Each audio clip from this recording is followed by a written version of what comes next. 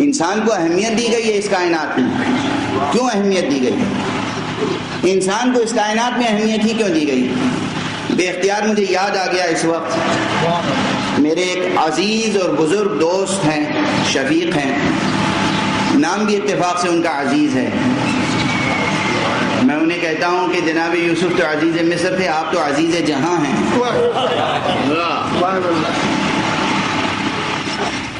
وہ ایک مرتبہ تشریف لائے، ابھی کچھ عرصے قبل کی بات ہے تازہ. انہوں نے یہی سوال کیا کہ بتائیے اتنی بڑی کائنات، اتنی بڑی کائنات، جس کائنات کے حدود آج تک کوئی سائنسداں معین نہیں کر سکا، اتنی بڑی کائنات میں اس چھوٹے سے وجود کو اتنی اہمیت کیوں دی گئی؟ یہ انسان یہ کتنا لمبا ہے، کتنا چوڑا ہے، کتنا گہرا ہے، کیا کچھ ہے آپ کے سامنے. اس انسان کو اتنی اہمیت کیوں دی گئی؟ اب ظاہر ہے کہ گھریلو نشست تھی تو میں نے مزاح کے انداز میں جواب دیا، مگر وہ جواب اس وقت بھی اسی کو نقل کر رہا ہوں، اس لیے کہ اب وقت میں گنجائش نہیں ہے کہ میں تفصیل عرض کروں. جب انہوں نے کہا کہ اتنی بڑی کائنات، اتنی بڑی کائنات، یہ بڑی کس اعتبار سے کہہ رہے ہیں آپ؟ مادے کے اعتبار سے نا. یہ زمین کتنی بڑی ہے کس اعتبار سے؟ مادے کے اعتبار سے. ہمالیہ پہاڑ اتنا بڑا ہے کس اعتبار سے؟ مادے کے اعتبار سے. چاند، یہ جرم اجرام سماویہ جتنے ہیں یہ کس اعتبار سے بڑے ہیں؟ مادے کے اعتبار سے. یہ مریخ ہو، یہ زحل ہو، یہ مشتری، یہ سیارے، یہ ستارے، یہ سب مادہ ہے، میٹر ہے. تو جہاں تک یہ کائنات پھیلی ہوئی ہے مادی، اسے آپ سمجھ رہے ہیں کہ اتنی بڑی وسیع کائنات ہے، اور اس انسان کا مادی پیکر بہت چھوٹا ہے. اس اعتبار سے آپ اسے چھوٹا سمجھ رہے ہیں. اب مجھے پھر ایک شعر یاد آ رہا ہے اس وقت، حضرت میر تقی میر کا شعر ہے. وہ فرما گئے ہیں انسان کے تعارف میں عجیب و غریب اشعار ہیں ان کے، لیکن یہ بھی شعر ہے کہ مشت خاک اپنی جو پامال ہے یہاں، اس پہ نہ جا. مشت خاک اپنی جو پامال ہے یہاں، اس پہ نہ جا. سر کو کھینچے گا فلک تک یہ غبار آخر کار. سر کو کھینچے گا فلک تک یہ غبار آخر کار. یہ انسان، یہ بجائے خود ایک لامتناہی نامتناہی وجود ہے، لیکن اس کا پیکر ظاہری و مادی چھوٹا ہے. تو بہرحال اس اعتبار سے ان کا اتنی بڑی کائنات میں اس انسان کو اہمیت کیوں دی گئی؟ میں نے کہا اس کا سبب صرف ایک ہے. انہوں نے کہا کیا؟ میں نے کہا یہ بتائیے عقل بڑی کہ بھینس؟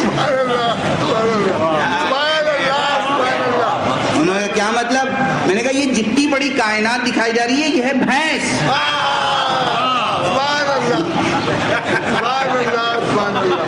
یہ کائنات کیا ہے؟ بھینس. انسان کیا ہے؟ عقل.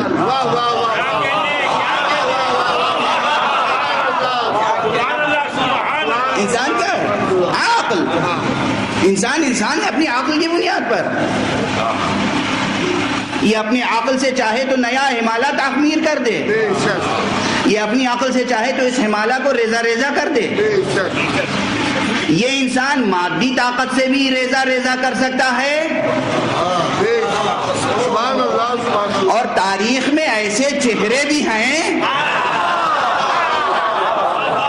جن کے لیے مشرکین کی گواہی ہے کہ وہ دست دعا بلند کر دے تو پہاڑ ریزہ ریزہ ہو جائے،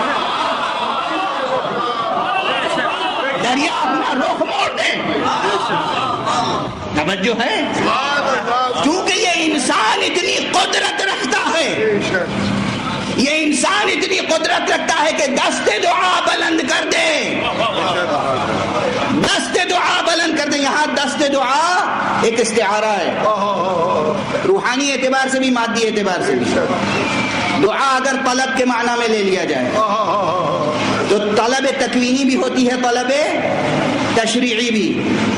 طلب تکوینی ہو یا طلب تشریعی، اگر یہ انسان دست طلب دراز کرے، صحیح سمت میں دراز کرے، صحیح وسائل کے ساتھ دراز کرے، تو یہ انسان اس پوری کائنات کو تباہ بھی کر سکتا ہے، تعمیر بھی کر سکتا ہے۔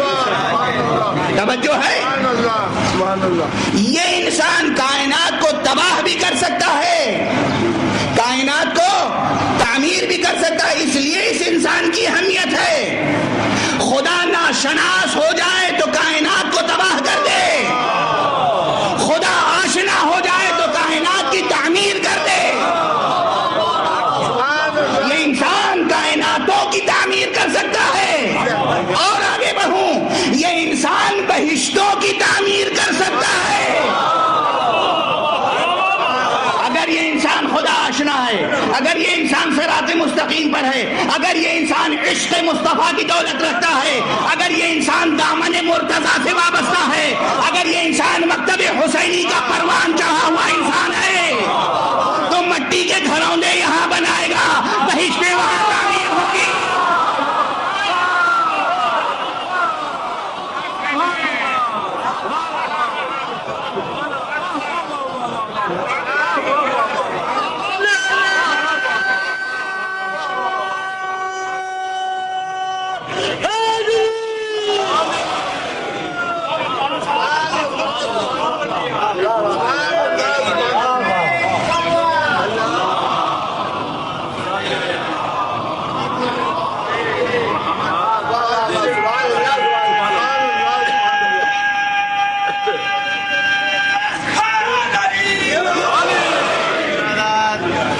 یہ انسان اس لیے اہم ہے، انسان کائنات کو تباہ بھی کر سکتا ہے اور یہ انسان کائنات کی تعمیر بھی کر سکتا ہے۔ اب ایک جملہ اور کہوں، تقریر ختم ہو رہی ہے، یہ پیغام لے کے جائیے گا، یہ پیغام لے کر جائیے گا۔